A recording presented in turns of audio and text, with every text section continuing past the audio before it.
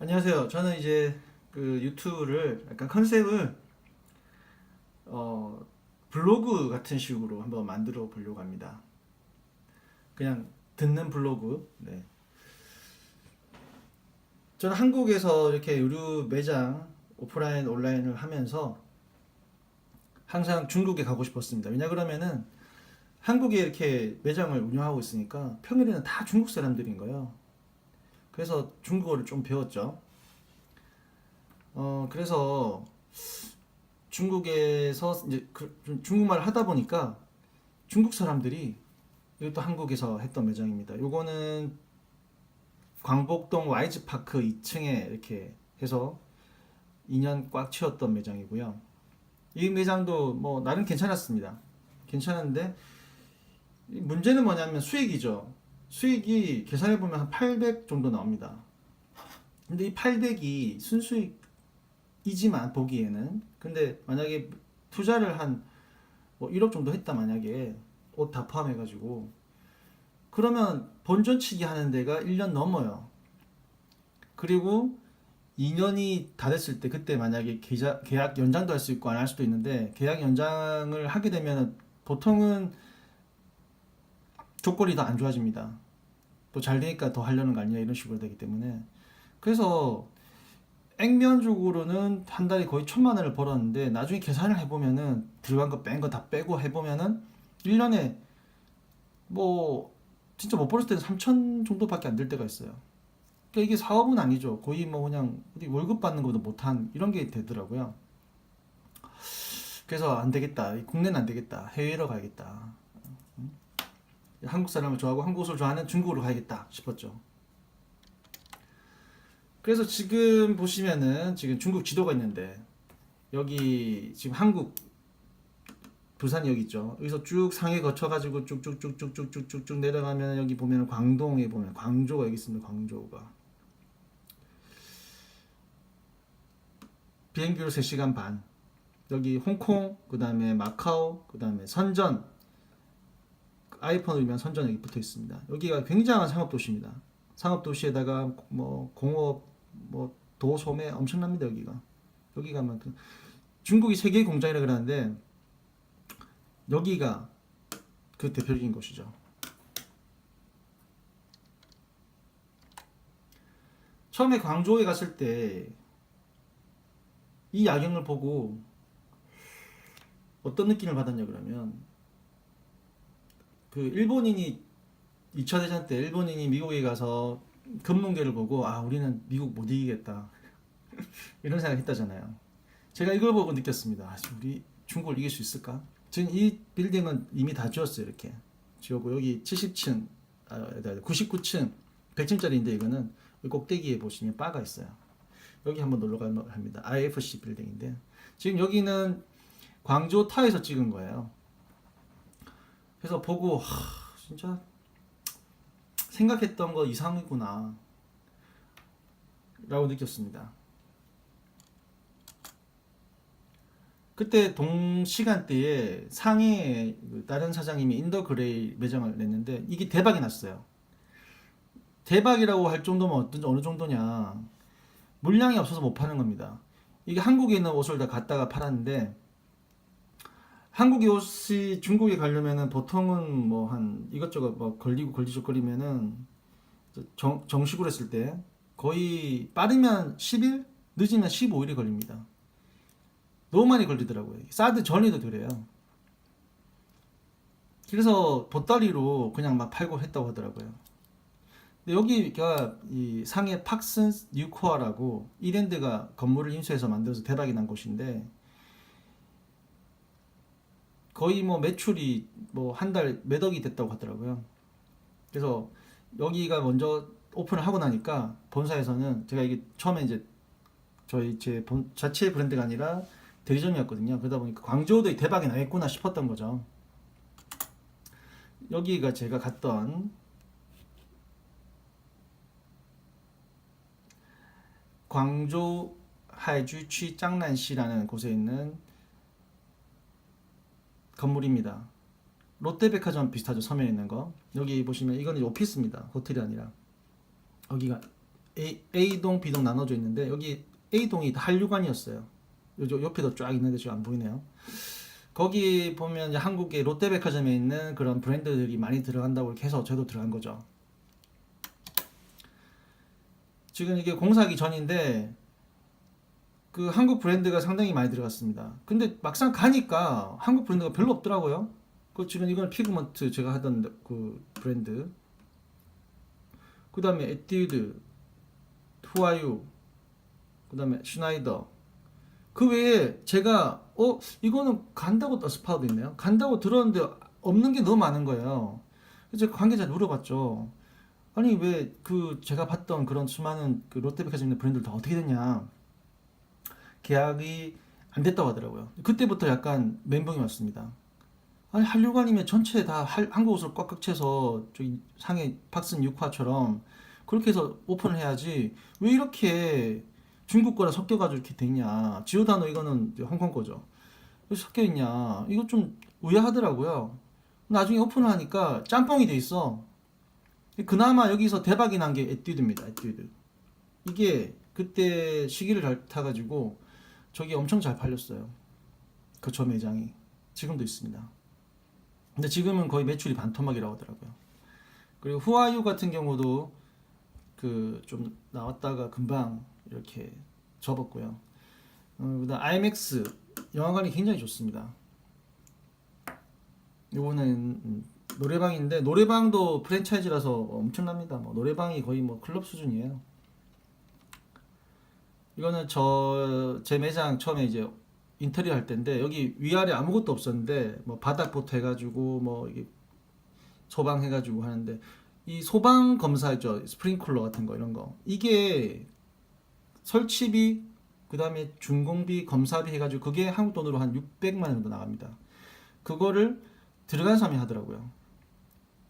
거기 600만 원 들어가. 그다음 여기 이게 이제 그 샤시거든요. 샤시나 뭐 샤시나 뭐지? 아 샤시가 아니라 그 문이죠 문. 네. 내려오는 문이 3개나 있어요. 이렇게 3개. 요것도 돈이 좀 들었고 그다음에 바닥도 많이 들었고 중국은 이게 바닥을 맨 마지막에 해야 되는데 이걸 맨 처음에 해버려가지고 이게 막 하다 보니까 찍힌 게 너무 많았어요. 아 그런 게 좀 많이 아쉽더라고요. 요게 총 공사비가 2,500이 들었는데 이 뭐 거의 사기당한 거죠. 그냥 봤을 때는 거의 뭐 1,000도 안 될 정도인데 2,500이 들었어요. 왜냐 그러면은 저 상가에 들어갈 때는 무조건 상가하고 계약된 인테리어 업체하고만 계약을 해야 된다 이런 조건이 있었거든요. 그런 조건으로 가는 데가 좀 상당히 있는 편입니다. 뭐 다 커미션이겠죠. 그래서 일단 거기서부터 조금 많이 손해를 봤는데 그래도 중국에 진출하겠다는 일념 하에 뭐 이렇게 뭐 밀어붙인 거죠. 네. 처음에 이렇게 간판에 불이 딱 들어오니까 뭔가 뭉클했어요. 야 이제 내가 진짜 드디어 중국에서 간판을 내가 열었구나. 간판을 달았구나. 와 이런 날이 왔구나. 뭐 이런 뿌듯함 이런 게 굉장히 뭉클했습니다. 그래서 인테리어를 다 하고 나서 한국에서 이게 다 왔죠. 다 이걸 또 한국에서 다 가져온 거예요. 아, 네, 네. 요거 마네킹하고 그다음에 옷걸이 요것만 한국에서 가져오고 나머지는 중국에서 카피를 했습니다. 한국 거랑 거의 비슷하게. 퀄리티가 확 떨어지죠. 중국은 카피는 잘하는데 원가 절감을 너무 심하게 하다 보니까 막 붕 뜨고 막 그래요. 막 도장도 엉망이고 아유 그랬습니다. 여기는 피팅룸인데 이게 제가 간과했던 게 뭐냐면 중국은 피팅룸이 최소 이 정도 크기 되면은 이게 중국 평수로 103평이거든요. 한국 평수로는 거의 한 20몇 평? 30평? 실평수 얼마 안 되죠. 근데 중국은 피팅을 굉장히 많이 하기 때문에 이 정도 크기의 매장 같은 경우는 피팅룸을 최소한 3개를 만들어야 되는데 한 개밖에 없어가지고 이게 총 오픈했을 때는 사람들이 막 줄을 엄청 섰어요. 이렇게 피팅한다고. 와 그게 진짜 처음에 멘붕 왔을 정도로 피팅한다고 줄을 놓은 거예요. 안 입고는 안 사는 거예요. 그게 많이 차이가 크구나 걸 느꼈죠. 그때가 거의 겨울 직전이다 보니까 겨울옷만 이렇게 본사에서 보낸 거예요. 그것도 상해가 대박 났으니까 옷이 모자랄 수 있으니까 옷을 많이 준다 해가지고 저한테 거의 50박스 넘게 줬어요. 겨울옷만. 이게 까는 게 한 너댓 박스면 끝나는데 50박스를 줘가지고 미친 줄 알았습니다. 왜냐, 지금 이렇게 깔았을 때가 여름이에요. 한여름. 11월 달도 여름이거든요. 완전 한여름에 더워 죽겠는데 이렇게 쪄주는 옷을 주더라고요. 그러니까 시장 조사를 못했다는 거죠. 저는 이렇게까지 줄 줄 몰랐어요. 그러니까 겨울 대비해서 미리 준다 이거였는데, 아무리 그래도 그렇지 생각해보세요. 거의 뭐 늦여름이야. 여름 한참 바캉스인데 이걸 깐 거야. 이거를 팔리겠습니까? 근데 희한하게 팔리더라고. 한국 옷이라고 하니까. 진짜 한국 옷이었거든. 관세를 어마어마하게 주고 들어왔습니다. 이 옷을 들어올 때 관세만 거의 4천 들어왔어요. 관세, 부가세 이런 거. 그 다음에 수수료까지 포함해가지고. 그런데 이렇게 오픈했는데 이제 직원이 필요하잖아요. 여직원들이. 그래서 지금 이렇게 넣었습니다. 뭐라고 썼냐면은 店员 점원이 필요하다. 19세에서 29세까지. 그 다음에 두 개 조죠. 10시부터 6시, 2시부터 10시까지. 그리고 월급은 面试 면접 후 합의죠. 네, 그리고 파트타임 아르바이트 가능합니다. 요거는 이제 한국 뭐 혹시라도 한국 유학생 있을까봐 적어놨습니다. 중국의 가장 큰 좋은 게 직원을 구하는 건데, 중국인들이 한국인 가게에서 일하는 걸 굉장히 좋아합니다. 왜냐 그러면은 안 빡세거든.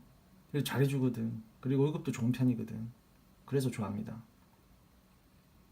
요거는 우리나라로 따지면은 사업자 등록증인데, 이걸 만든다고 한국 돈으로 거의 300조 들었습니다. 이것도 좀 그렇죠. 한 100이면 만드는 거를 300 들고 있어요. 이것도 소개도 해가지고 이런 부분이 좀 많이 아쉽죠. 그러니까 이게 어떻게 보면 아무것도 아닌데 지나고 나면 아 내가 좀 당했구나 이런 생각이 드는 거예요. 기분이 나쁘죠. 계속 한국 사람끼리 왜 이러냐 이러면서. 차라리 처음부터 이거 만드는데 한 뭐 싸게 하면 80만도 되는데 중국 사람 통해서 하게 되면 뭐 말도 안 통할 거 아니냐. 말 통하더라도 이게 좀 정확하게 안 통할 거 아니냐. 그리고 나중에 또 어떻게 될지 모르니까 저희가 꼼꼼하게 드릴 테니까 뭐 150달러 아니면 뭐 130달러 이렇게 하면 되는데, 딴 데 가서 하면 큰일 난다 뭐 된다 해가지고 거의 그렇게 막 따따블로 부르는 거예요. 응? 요런 그 광고판이죠. 중국 사람들이 만들기를 따라했습니다. 저도 안 할 수는 없잖아. 따라해야죠. 지금 이런 옷 같은 경우는 한국에서 32,000원인데 중국에서 팔게 되면은 중국에서 한 5만원 넘어갑니다. 왜냐면 관세 부가세 다 붙어야 되니까 5만원 넘어가는데, 중국에 이런 제품을 만약에 스사랑에서 만약 구한다 비슷한 거를, 그러면 12,000원에 구할 수가 있어요. 도매에서. 그러다 보니까 경쟁력이 확 떨어지죠. 뭐 퀄리티 좋습니다. 뭐 다 좋아요. 근데 중요한 건 팔려야 되는데 잘 안 팔린다는 거예요. 그리고 이거 녹색깔 한국에선 팔립니다. 연두 색깔, 이거 민트 색깔. 여기는 잘 안 팔려요. 왜냐면 여기 남방 쪽 같은 경우는 얼굴이 조금 약간 이렇게 까맣죠. 그런 사람들이 이거 입으면 어떻게 됩니까? 새카매져 그냥.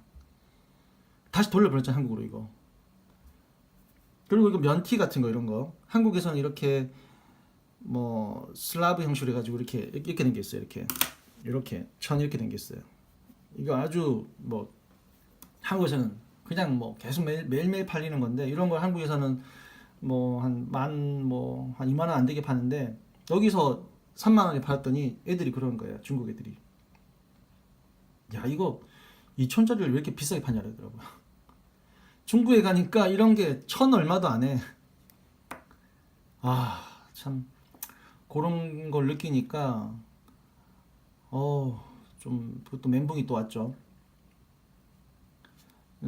그리고 이런 원단 같은 경우는 중국에서도 똑같은 게 있는데 약간 퀄리티는 좀 다르긴 하죠. 약간 이렇게 뭐 매듭이라든지 마감이라든지 다르긴 한데 그 다른 조그만한 차이 때문에 가격을 2~3배 받아서 팔 수가 있느냐, 사실 그게 좀 어려웠다는 거죠. 그래도 저는 운이 좋아가지고 뭐 나쁘진 않았습니다. 여기 들어갔을 때. 왜냐 그러면은 여기 A동에 있는 상가 A동에 있는 많은 업체들이 거의 반년 만에 다 사라졌어요. 다 그냥 아 이거 망하겠다 싶어서 빨리 톤을 타고 나간 거예요. 다 포기하고. 근데 제 매장 같은 경우는 들어왔을 때 이제 구매율이라 그러죠. 들어왔을 때 구매하는 확률이 훨씬 높았어요. 많이. 왜냐면은 진짜로 한국 옷을 수입해서 판 곳이 없거든요. 그리고 지금 보시면은 여름 옷인데 이게 광주는 12개월 동안 여름이 그냥 10개월입니다. 그리고 그 2개월은 겨울이긴 한데 거의 한국 가을 수준의 겨울이고 영하가 내려갈 경우가 없습니다. 아주 추운 게 영상 10도? 근데 겨울옷이 팔리는 거는 설날 때 자기 고향 입고 할 겨울옷을 사는 거죠. 그럴 때는 이제 팔립니다. 예, 저희 직원인데 엄청 날씬하죠. 이게 중국 그 남방에 있는 여성들의 기본 사이즈입니다. 이게 우리나라는 엄청 날씬한 건데 여기는 사사가 프리 사이즈예요. 한국이 이런 코트 거의 중학생 아니면 못 입어요. 그래서 그런 체형 문제라든지 이런 게 상당히 컸거든요. 그러니까 우리나라 같은 경우는 프리 사이즈 이런 남방 같은 경우는 박시하게 나오는데 그리고 힙을 덮을 정도로 뒤가 훨씬 더 이렇게 내려와 있죠. 근데 이런 옷이 거의 중국에서는 아빠 와이셔츠 얻어 입은 그런 느낌으로. 그래서 약간 그런 부분에서도 약간 멘붕이 왔죠. 이렇게 큰 이런 박시한 거 이런 거는 거의 뭐 인부복 수준인데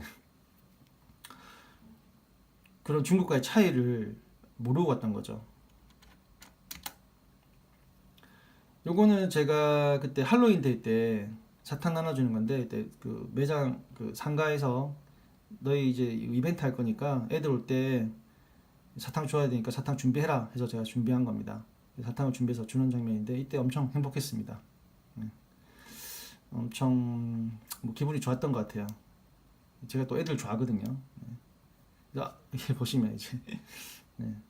지금 뭐 중국을 무시하는 분들이 굉장히 많으신데 중국의 중산층 이상 이런 할로윈데이라고 이런 스파이더맨 옷 입는 되게 센텀 말고는 우리나라에 있겠어요? 우리나라 뭐 강남이나 센텀 이런 데 빼고는 이거 보세요. 이런 옷을 사서 입어 애들이. 그래서 애들한테는 돈을 투자를 막 하더라고요 보니까.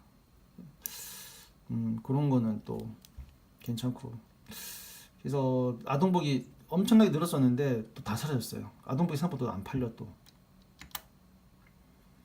끝으로 여기는 제가 사는 집인데 원룸이죠. 그래서 2층 이렇게 복층이 돼가지고 여기 이제 침대가 있고 1층은 잠깐 쉴 수 있고 이런 식인데 이런 이사를 총 3번인가 4번 해가지고 4번인가 해가지고 최종적으로 얻어가지고 여기에 2년 정도 살고 있습니다. 월세는 한국 돈으로 한 45만 원 정도 되는데 이게 원룸인데 딱 이거 하나밖에 없어요. 이거 하나 있고 그다음에 욕실하고 화장실하고 욕실 같이 있는 거. 그게 끝입니다. 이게 굉장히 깔끔한 편이에요. 더러운 곳은 말도 못합니다. 더러운 곳은 막 이런 데 보면은 막 곰팡이 펴 있고 막 뭐 바퀴벌레도 뭐 쥐까지는 안 나오겠지만 바퀴벌레가 바글바글 하는데 그 바퀴벌레 없고 곰팡이 없고 하면 이렇게 막 비싼 거야 40만 원. 근데 중국인들이 일반 그 현지인들이 거주하는 곳 중에서 좀 엄청 싼 집은 한 달에 우리나라 돈으로 5만 원짜리 집도 있대요. 딱 그냥 문 열면 이거 저기 침대밖에 없는 거. 그리고 뭐 화장실 이런 건 공동으로 쓰고. 근데 밤에 굉장히 무서워요. 그래서 뭐 다른 것보다도 무서워서 못 살겠어 거기는. 예, 막그 문도 완전히 뭐지? 그 감옥 같은 그런 느낌이고 또 가로등도 없어가지고 너무 어두워요. 어우 진짜 뭐 후레쉬 트고 다녀야 돼.